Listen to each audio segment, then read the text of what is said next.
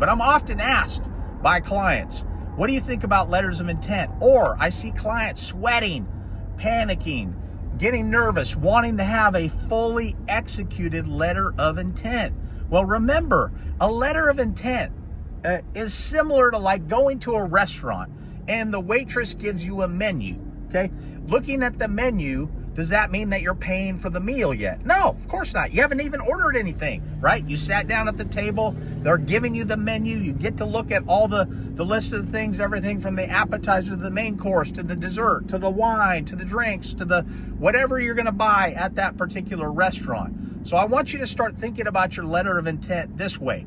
It is a guidepost. Yes, it lays out exactly what you want to eat at the restaurant, but until you actually order it, until you actually receive it, you're not going to be obligated to pay for it. Similarly, with your letter of intent, don't panic with the form of the menu. Don't panic that the items are maybe in a different order in connection with it. Yes, it should be concise. Yes, you should be able to easily explain what you want on your letter of intent, but it doesn't have to be perfection. More importantly, the letter of intent should be something that is engaged with you as the buyer, you as the seller, you as the sponsor, operator, syndicator that's trying to put your deal together and figure out exactly what your capital stack is going to look like.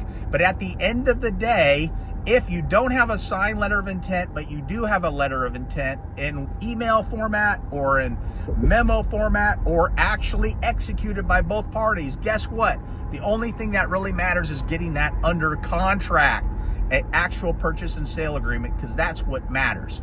Getting an actual purchase and sale contract, which is a meeting of the minds between a buyer and a willing buyer and a willing seller, and then having consideration elucidated in that purchase and sale agreement. That is way more important than your letter of intent. So my words of advice, my words of encouragement to you are don't panic, woosah, breathe. It's okay if you don't actually get your letter of intent executed in connection with the deal. More importantly is the purchase and sale agreement, and the letter of intent is simply like that meal at the restaurant. You're getting the menu, you're just looking to essentially lay out what you want to have happen. Hope this is helpful. If you're passionate about commercial real estate like I know that we are, happy hunting.